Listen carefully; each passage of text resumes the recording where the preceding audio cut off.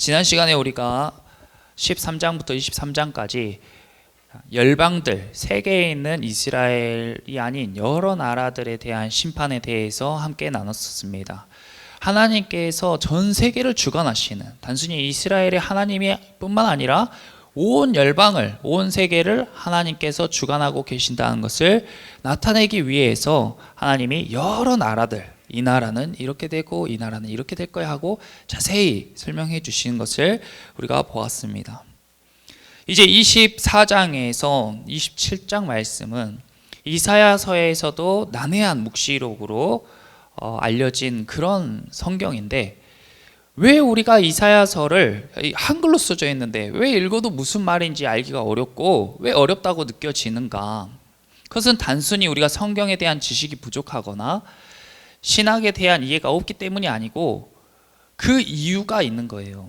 성경은 영적인 책이고 성령의 감동으로 쓰여졌으며 하나님께서 우리에게 알려주시고자 하는 것을 알리기 위해서 말씀으로 우리에게 주신 것인데, 이것이 왜 읽어도 어떤 뜻인지 알기가 어려운가? 그것은 조금만 앞으로 이사야서 6장에 한번 봐보겠습니다. 이사야서 6장. 성경을 읽어도, 우리가 성경을 읽었을 때 잘 이해되고 무슨 말인지 잘 알 수 있으면 재밌게 흥미롭게 읽을 수 있잖아요. 그런데 왜 성경이 무슨 말인지 난해하고 나랑은 전혀 상관이 없는 이야기 같은가? 이사야서 6장. 이 이사야서 6장은 하나님께서 이사야를 딱 처음으로 만났을 때에 내가 이 일을 해야 되는데, 이 백성들을 구원하기 위해서 이 일을 해야 되는데 여기 누굴 보내지? 하고 하나님이, 삼위일체 하나님이 함께 이렇게 고민하고 계실 때에 이사야에게 그 음성이 딱 들리니까 손을 번쩍 들고 주님 제가 가겠습니다 하고 딱 이야기한, 그게 바로 이사야서 6장이에요. 자, 6장 8절 보시면 내가 또 주의 목소리를 들으니, 이사야가 지금 들은 거예요. 주께서 이르시되 내가 누구를 보내며 누가 우리를 위하여 갈고 하시니, 그때에 이사야가 이르되 내가 여기 있나이다 나를 보내서 이랬어요. 나를 보내소서 이랬어요. 그랬더니 9절에 여호와께서, 하나님께서 이르시되 가서, 이제 이것이 이사야의 부르심과 예정인 거예요. 이사야에게 하나님이 맡기신 사역이에요. 그게 뭐냐면 9절에 함께 읽어볼게요. 찾으신 분들. 이 백성에게 이르기를 너희가 듣기는 들어도 깨닫지 못할 것이요 보기는 보아도 알지 못하리라. 이게 이사야에게 주신 사역이에요. 그러니까 뭐냐면 이사야에게 하나님이 말씀을 주셔요. 그리고 이사야가 말도 하고 이렇게 이사야서로 글을 써서 남기기도 해요. 근데 사람들이 이사야의 말을 들어도 듣지를 못하고 말씀으로 이렇게 써서 주는데 이걸 읽어도 봐도 보지 못한다. 이게 이사야의 사역인 거예요. 왜 이렇게 하셨을까? 들어도 듣지도 못하고 봐도 보지도 못할 걸 하나님께서 왜 하라고 하셨을까? 다시 24장으로 가볼게요. 이걸 잘 기억해 보세요. 들어도 듣지 못하고 보아도 보지 못하게 하는 것이 이사야의 중요한 사역이다. 하나님께서 이 열방을, 전 세계에 대한 심판과 구원을 이루시는데 이 사역이 꼭 필요했던 거예요. 자, 24장 제목, 소제목을 보면 여호와께서 땅을 벌하시리라. 자, 땅을에 동그라미 쳐보세요. 24장 1절 보라 여호와께서 땅을 공허하게 하시며 황폐하게 하시며, 또 땅을 동그라미 쳐보세요. 이제 이런 것들은 우리가 알기가 쉽잖아요. 땅을 벌하시는 이야기구나. 24장은 땅이 공허하게 되고 황폐하게 하실 것이구나. 그 다음 3절 땅이 온전히 공허하게 되고 온전히 황무하게 되리라. 여기도 땅이 동그라미 쳐보세요. 또 4절에 땅이 슬퍼하고 쇠잔하며 세계가 쇠약하고 쇠잔하며 세상 백성 중에 높은 자가 쇠약하며, 또 땅이 나왔어요. 땅의 동그라미. 5절에 또 땅이 그 주민 아래서 더럽게 되었으니, 땅이에 또 동그라미 쳐보세요. 계속 땅이란 단어에 동그라미 쳐보세요. 6절 뒷부분에 땅의 주민이 불타서 남은 자가 적도다. 또 11절 뒷부분 땅의 기쁨이 소멸되었도다. 16절 땅 끝에서부터 노래하는 소리가 우리에게 들리기를. 17절 땅의 줌이나 두려움과 함정과 올무가 내게 이르렀나니. 18절 뒷부분 문이 열리고 땅의 기초가 진동함이라. 19절 땅이 깨지고 깨지며 땅이 갈라지고 갈라지며 땅이 흔들리고 흔들리며. 20절 땅이 취한 자같이 비틀비틀하며 원두막같이 흔들리며. 21절 그날에 여호와께서 높은 데에서 높은 군대를 벌하시며 땅에서 땅의 왕들을 벌하시리니. 자, 계속 24장은 어떤 단어가 계속 나오고 있어요. 지금 땅이 계속 나오고 있잖아요. 땅. 이건 24장은 무슨 이야기예요? 땅에 관한 이야기예요. 땅에 관한 이야기. 그러면 지금 땅이 어떻게 된다고 이야기하고 있는가? 땅이 어떻게 되고 있냐면 공허하게 되고 황폐하게 되고. 1절부터 쭉 이렇게 땅에 대해서 나오잖아요. 아, 땅이, 이스라엘 땅이, 이 세계의 땅이 이렇게 된다는 이야기구나 하는 거 우리가 알 수가 있죠. 근데 땅이 공허하게 되고 황폐하게 되고 이렇게 슬퍼하게 되고 쇠잔하게 되고 더럽게 되고 기쁨이 소멸되고 세계 모든 민족에게 이런 일이 있을 것이다. 땅의 기초가 진동될 것이다. 그래, 이렇게 된다는 이야기인가 보다. 그런데 이것이 나와 무슨 상관이? 이것이 나랑 무슨 상관인가가 알아져야, 깨달아져야, 그래야 이 글이 우리에게 의미가 있는 거잖아요. 근데 들어도 듣지 못하고 보아도 보지 못한다는 의미가 뭐냐면 이 말이 뭔 말인지, 나한테 왜 필요한지, 나에게 어떻게 적용되는지 알 수가 없다. 이 중에 만약에 지금 우리가 같이 이 이야기를 나누는데, 그래, 땅에 관한 이야기인 줄 알겠고 땅이 이렇게 된다는 이야기인 줄 알겠어. 근데 이게 나랑 뭔 상관이지? 하고 잘 모르겠는 사람들은 아까 우리가 6장에서 봤던 이사야의 사역이 지금도 이 시간에도 이루어지고 있다, 이렇게 생각하시면 돼요. 그래서 대부분의 사람들은 성경을 읽으면 이것이 무슨 이야기인지 깨달아지질 않아요. 그래서 성경을 어떻게 읽냐면 성경은 성령의 감동으로 읽어야 그것이 생각나고 알게 되고 깨달아진다. 할렐루야. 그래서 우리가 성령을 받아야 성경이 깨달아지고 이제 재미가 있어지는 거예요. 아, 이게 내 이야기구나. 지금 이것이 과거의 이야기가 아니고 지금 이 시간에, 이 순간에 이루어지고 있는 하나님이 지금 나에게 하시고 계신 말씀이구나 하는 것이 막 깨달아지니까 흥미가 생기고 재미가 있어지는 거죠. 자, 그러면 땅에 대해서 이야기하고 있는데 땅이 이렇게 되는 게 지금 우리와 어떤 관계가 있는가? 성경에는 땅에 관한 이야기를 너무 많이 하고 있어요. 구약 성경에도 맨 앞에 하나님께서 이스라엘 백성에게 뭘 주시냐면 땅을 주시는 거예요. 가나안 땅을 주시는 거예요. 그것이 성경 처음부터 끝까지 계속해서 이 땅에 대한 이야기를 하시는데 땅이 엄청나게 중요하죠. 중요한 만큼 의미도 너무 많아요. 그래서 여러분들이 이 말씀을 딱 읽었을 때에 전도사님이 이야기해 주는 말씀이 그것이 무조건 땅은 이것이다 하고 보기보다는 제가 예전에 말씀드린 다이아몬드처럼 보는 각도에 따라서 너무 많은 의미와 너무 많은 하나님의 뜻이 거기 담겨져 있는 거예요. 그리고 제가 오늘 여러분들께 말씀드린 것은 하나님께서 오늘 우리에게 저를 통해서 저와 여러분들이 알기를 원하시는 그런 땅의 의미에 대해서 함께 나누겠습니다. 자, 마태복음으로 가보겠습니다. 마태복음. 지금 우리가 사는 땅은 멀쩡한데, 우리나라 땅은 황폐하거나 공허하지 않잖아요. 멀쩡한데 이것이 지금 우리에게 어떤 의미인가? 마태복음 일단 6장 9절 가볼게요. 6장 9절. 자, 구약시대 때 이사야서를 쓰였고 그 뒤에 한참 후에 이제 마태복음으로 신약으로 예수님이 사역하는 시대로 넘어왔어요. 마태복음 13장으로 갈게요. 13장. 죄송합니다. 마태복음 13장 8절. 자, 마태복음 13장 8절에 보시면 더 더러는 좋은 땅에 떨어짐에 어떤 것은 100배, 어떤 것은 60배, 어떤 것은 30배의 결실을 하였느니라. 여기에서 땅이 나오죠. 땅에 동그라미 쳐보세요. 여기서 땅이 나오는데 그 구약 성경의 땅과 여기서 나온 땅이 같은 의미입니다.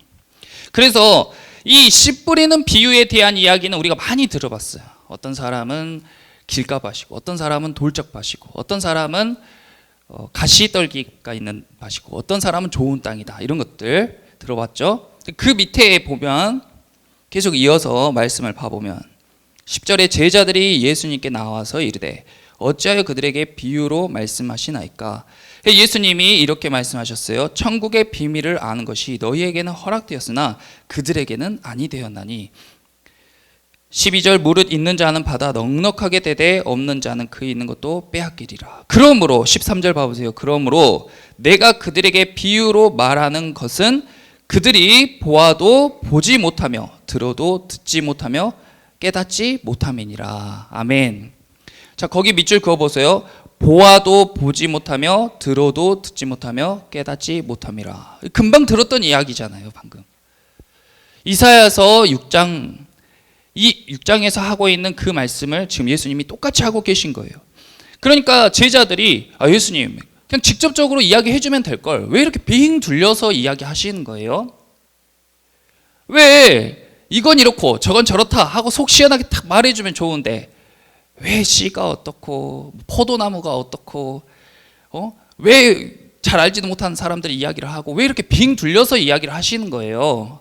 그러니까 예수님이 왜 그렇게 이야기하냐면 이것은 천국의 비밀에 관한 이야기이기 때문에. 저를 한번 따라서 해주세요. 천국의 비밀. 천국의 비밀이에요. 성경 이야기는 천국의 비밀이다.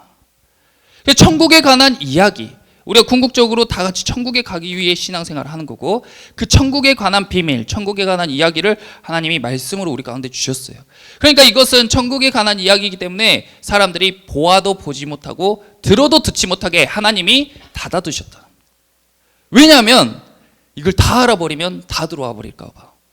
천국으로 가는 열쇠이기 때문에 이것을 모든 사람에게 다 오픈해 주었지만 누구나 들어올 수 있게는 하지 않고 하나님이, 예수님이 이것을 비밀로 다 감춰두신 거예요. 그래서 제자들이 그래서 예수님께서 비유로 말씀하셨구나. 그래서 예수님이 이거를 비유로 말씀하셨는데 어떤 이야기를 하셨냐면 땅에 관한 이야기를 하셨단 말이에요. 13장에서. 그래서 씨 뿌리는 비유를 이야기했는데, 자 19절 봐보세요. 아무나 천국 말씀을 듣고 깨닫지 못할 때, 이 천국 말씀을 듣고 깨닫지 못해. 아무나 깨닫지 못한단 말이에요. 그때 어떻게 돼요? 악한 자가 와서 그 마음에 뿌려진 것을 빼앗아가요. 이는 곧 길가에 뿌려진 자요. 그리고 23절, 좋은 땅에 뿌려졌다는 것은 말씀을 듣고 깨닫는 자니 결실하여 어떤 것은 100배, 어떤 것은 60배, 어떤 것은 30배가 되느니라. 자, 땅에 뿌려졌다는 것은 말씀을 듣고 깨닫는 자니, 또 방금 말씀을 듣고 깨닫지 못할 때는 악한 자가 와서 그것을 빼앗나니.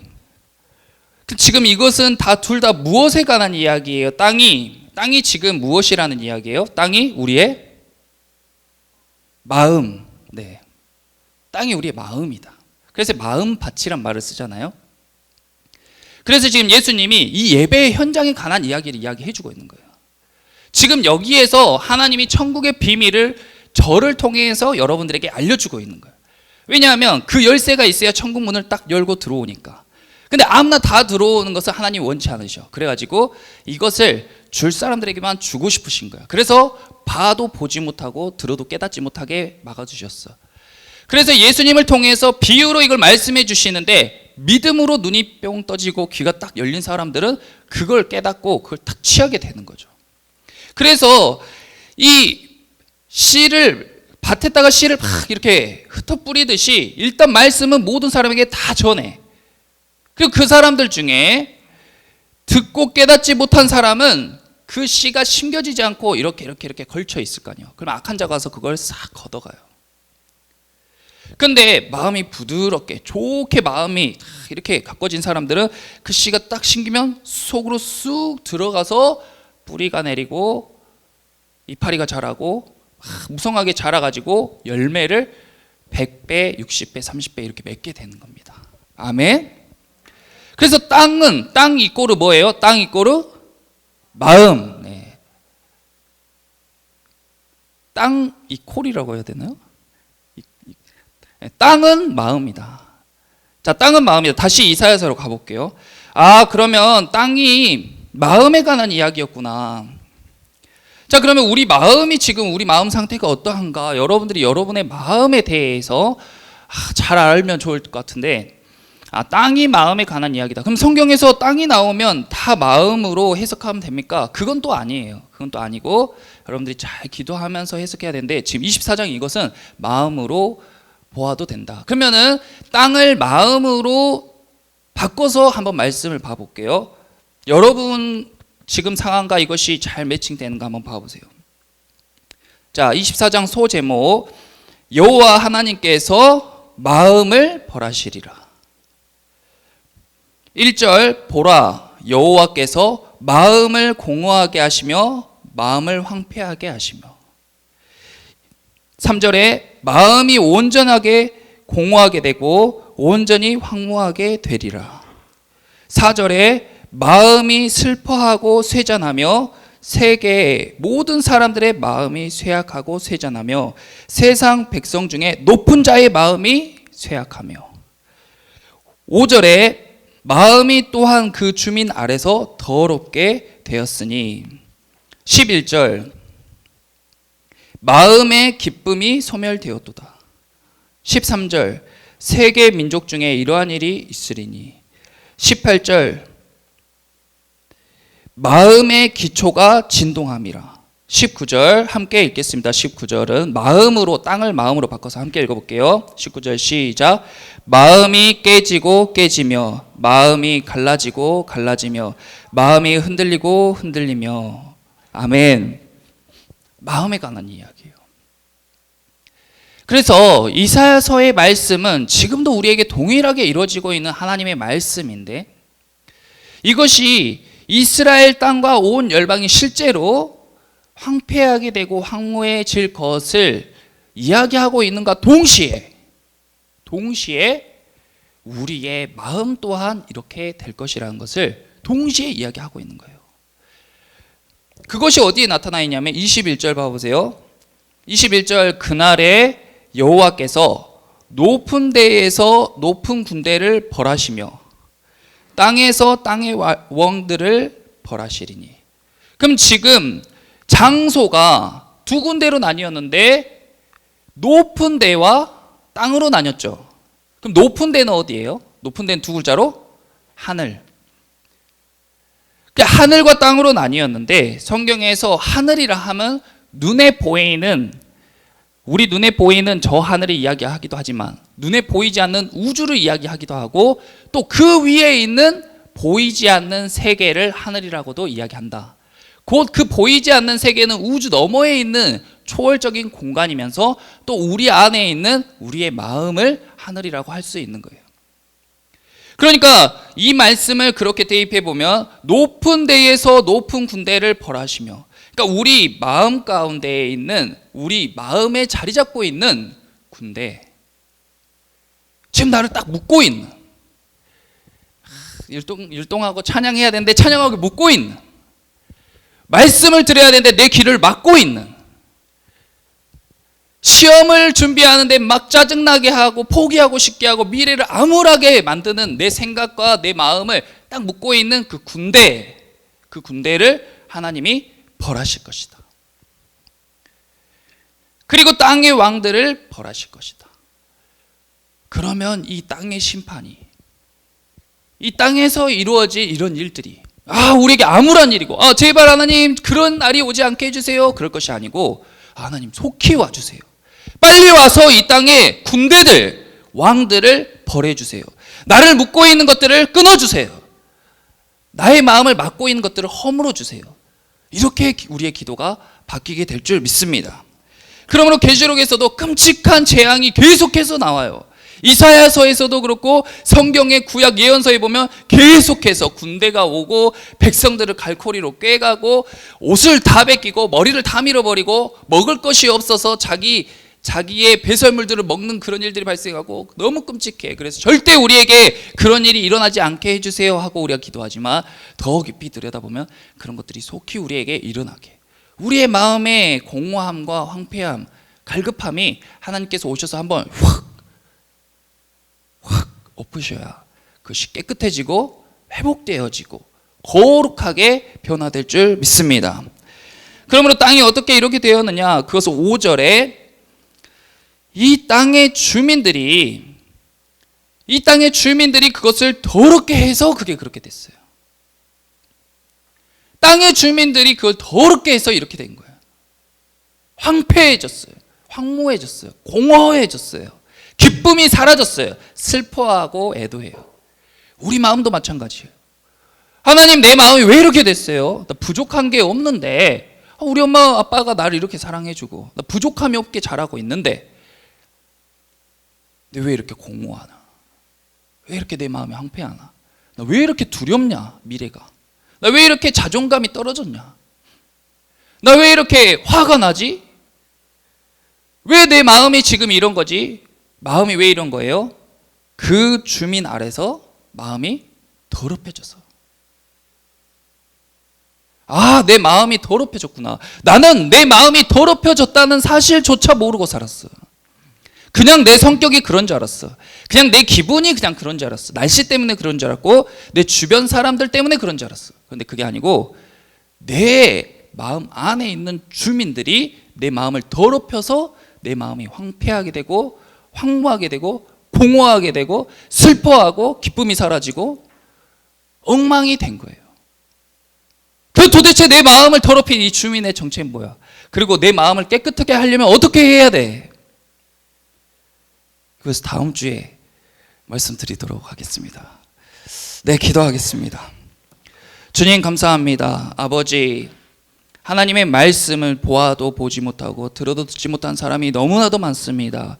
아버지, 그것은 우리의 지식이 부족하기 때문에, 우리가 하나님의 말씀을 많이 보지 않았기 때문이 아니고 그것이 바로 천국의 비밀이기 때문에 하나님께서 그것을 우리에게 닫아두시고 우리 예수님을 통하여서 보내주신 성령으로만이 그것이 깨달아지고 알게 하셨기 때문인 줄 믿습니다. 아버지, 바라기로는 우리 토파즈 모든 학생과 선생님들이 성령님의 감동을 통하여서 성경이 깨달아지고 알게 되는 역사가 일어나게 하여 주시옵소서. 눈이 열리게 하시고 귀가 열리게 하시고, 주님, 이 말씀을 통하여서 천국의 비밀이 열리고 아버지, 영적인 세계, 보이지 않는 세계들에 대해서 민감한 감성을 가질 수 있도록, 민감한 영성을 가질 수 있도록, 또 그 민감한 영성 가운데 탁월한 지성이 허락될 수 있도록 주님 역사하여 주시옵소서. 아버지, 이 시간 선포합니다. 이 예배를 통하여서 주님 예수님의 이름으로 선포하노니 우리 마음에 더럽혀져 있는 것들은 예수님의 이름으로 깨끗해질지어다. 아버지, 우리가 일주일을 살아가는 동안에 우리 마음에 더럽혀지고 무너지고 황폐해진 것들, 황무해진 것들은 예수님의 이름으로 명하노니 회복될지어다. 아버지, 이 예배 가운데 지금 그런 일들이 일어나게 하여 주시옵소서. 전에는 우리가 알지 못했기 때문에 어려운 마음을 가지고 끙끙거리며 살아왔지만은 이제는 하나님 아버지를 의지함으로써 성령님의 능력으로 회복될 줄 믿습니다. 이제는 성령님과 동행함으로써 우리가 마음이 기뻐지고 우리 마음이 충만하고 우리 마음 가운데에 하나님께서 주신 그러한 긍정의 마음으로, 기쁨으로, 감사함으로 가득 채워질 줄 믿습니다. 아버지, 예배를 통하여서 여기는 한 사람 한 사람 성령의 충만함을 경험하게 하여 주시옵소서. 감사를 드리며 거룩하신 예수님의 이름으로 기도하였습니다. 아멘.